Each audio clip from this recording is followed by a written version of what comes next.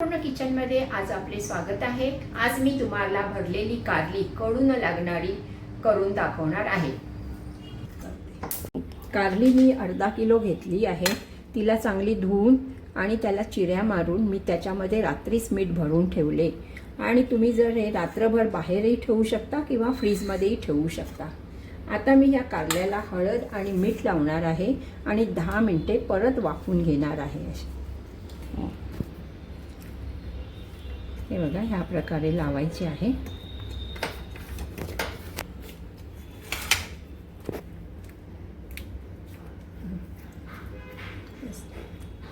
आता ह्यांना मी 10 मिनिटं पाणी इथे मी गरम करून ठेवले आहे आणि साधारण 10 मिनिटं उकडणार आहे, वाफवणार आहे।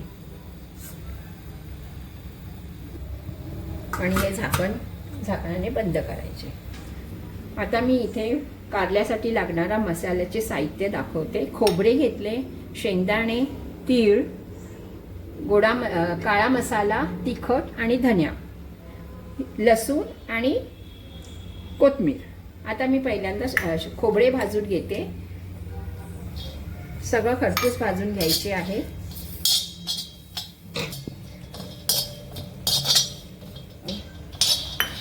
त्यांनाही चांगले खरपूस भाजून घ्यायचे।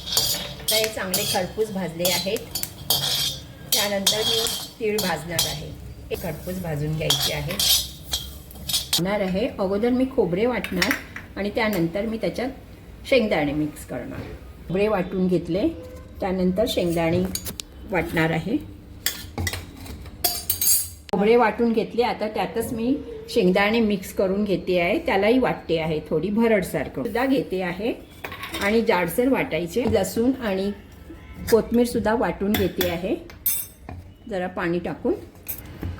गोडा मसाला, काळा मसाला, लाल तिखट आणि धन्या जिऱ्याची पावडर हे सगळं मिक्स करून घेणार आहे।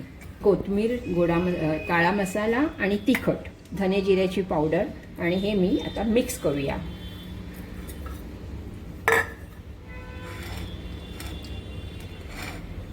हे सगळे मी शेंगदाणे, तीळ आणि सगळं मिक्सरला लावून घेतलेलं आहे। आता त्यांचं जो मसाले होते ते पण आपण एकजीव करून घेतलेले आहेत। हे छान वाफून झालेले आहेत। हे बघा, सुरी अगदी इझिली चालते आहे।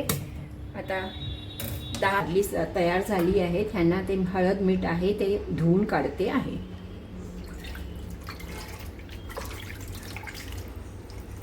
सगळे असे सगळे धुवून घ्यायचे आहे।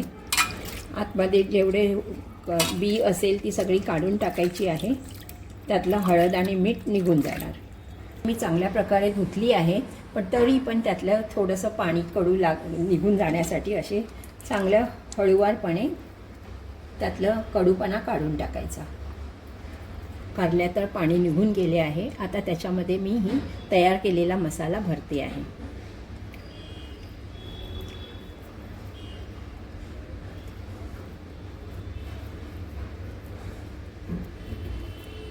ह्या मसाल्यामध्ये मीठ घ्यायला विसरलो होतो।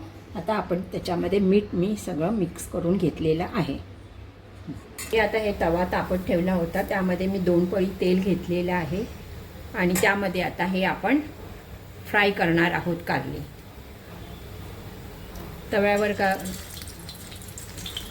तव्यावर तवा मी मुद्दाम घेतला आहे। लोखंडी तव्यावर चांगले पदार्थ होतात आणि आपल्याला हे फ्राय करायचे आहे।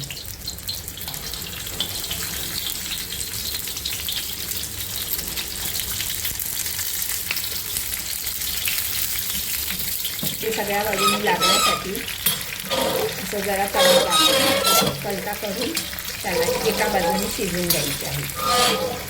हे चांगले स्लो आचेवर कारलं जरा परतून घ्यायचं आहे। लोखंड तव्याची खासियत म्हणजे आपल्याला त्यातून लोगोसुद्धा मिळतो आणि एकदम चव चांगली टेस्टी लागते। त्या डब्यावर सुद्धा देऊ शकता, प्रवासात घेऊन जाऊ शकता आणि ती 2-3 दिवस चांगली टिकते।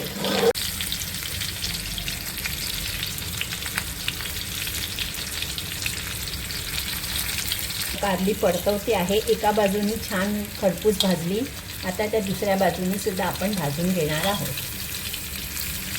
आता कारल्याची रेसिपी खूप छान झाली आहे, लई भारी झाली आहे. मला आवडल्यास लाईक, शेअर आणि सबस्क्राईब नक्की करा.